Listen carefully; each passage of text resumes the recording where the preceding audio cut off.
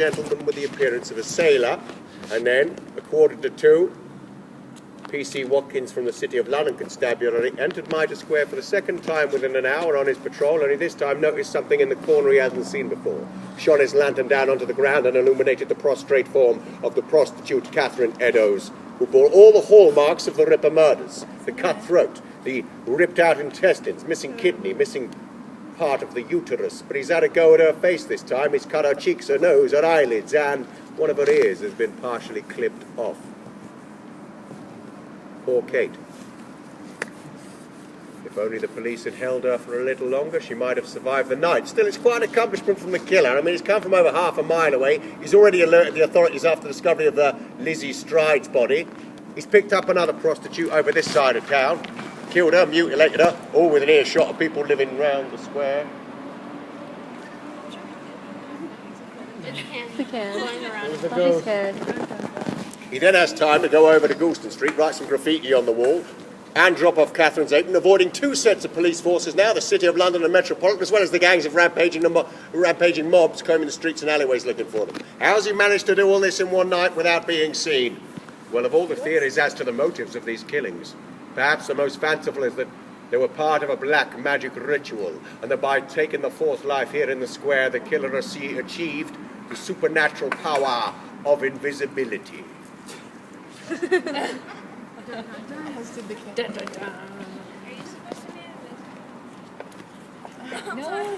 Yeah. Fanciful, like I said. But whatever happened on the double murder night might have scared old Jack the Ripper a bit. I mean, he lets another month go past without coming back, and when he does return, he picks the safety of a room to carry out his murder in. And that's where we began, number 5. Mary Jane Kelly lying on the bed. After that one, it stops. According to the police, he slips back into the shadows and is not heard from again. Why? Has he finished? Doesn't go along with what the FBI say about serial killers. They say they never stop unless they're caught. Well, maybe he's been caught, arrested for another crime. These have gone unpunished, or the information not released by the police. As I said, maybe he died. Committed suicide. Maybe his mind snapped completely. He's been committed to an insane a psychiatric hospital. Maybe he what? Hid the bodies. He what? Hid the bodies. Hid the bodies. After the fifth, after like He just started hiding them. Oh no! I think he wanted them to be seen. I think that's a part of this guy's motive. Whatever it is, he wants these things to be found. He wants to make a show of them. It's a display he's doing. So no, I think that would not be the case. But what is the case? I don't know much more than that, I'll be honest with you, because a local manhunt's now the world's most intriguing crime mystery. Who the heck was he? The list of suspects, by the way, is long and bizarre in places. I will not go through them all, I'm sure, because I probably don't know them all. They range from a member of the royal family, children's author Lewis Carroll, to an escaped gorilla from London Zoo, who after several hours' interrogation the police crossed off their list. It is widely accepted amongst the police the killer must have actually been a man. Though we talked about the woman possibility, the police reckon a man between 25 and 40, about 6 feet high, with a hatred of women.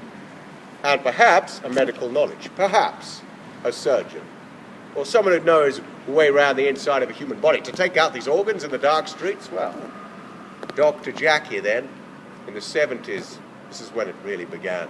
The most sensational theory was put forward that the killer was Queen Victoria's personal physician, Dr. William Gull, that he was acting under orders to cover up a misdemeanor of the Queen's grandson, Prince Albert Victor, the heir to the throne, who they do say had married a local woman in secret after fathering a child from her, a fact known to 5 of her cohorts, each of whom was eliminated to cover up a royal scandal. Well, it's all very well for selling a few books and a film with Johnny Depp, but he was 74 years old at the time of the murders and had suffered a stroke the year before. Was he physically capable of carrying out these acts? Another doctor we can probably discount is the quack Dr. Neil Crean, who admitted to being the killer. He killed 5 prostitutes in South London years after, but they caught him and put a rope round his neck.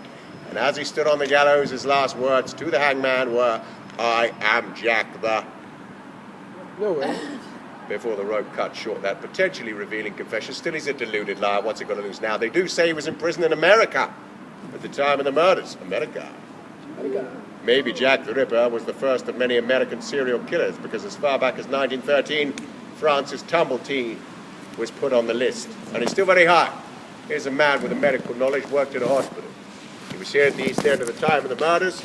He was arrested for a crime of gross indecency and fled back to the States, escaping police custody. The killings stopped. He's also known to have a personal private collection of preserved female reproductive organs in jars, and that's not very common. Still. So never found the reproductive organs anywhere? No, when too much time has passed, too much evidence has been lost. Well, not now. I mean, like, whenever they found the bodies. Like, the uterus wasn't on the side? No. No? Oh. No, the only thing we got was that half a kidney, Yeah.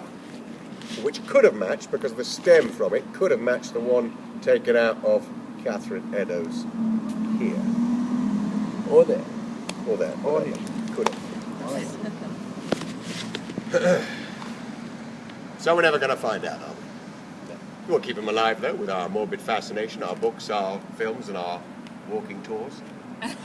The media, of course, keep the name alive as well. They still tag the epithet Ripper onto the name of any serial killer who might continue to take the lives of these women in society.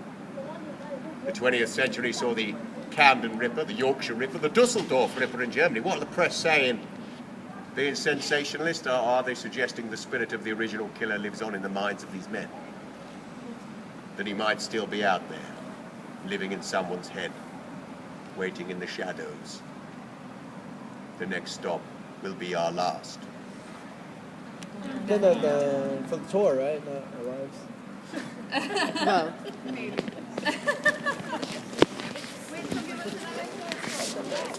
We already have a winner.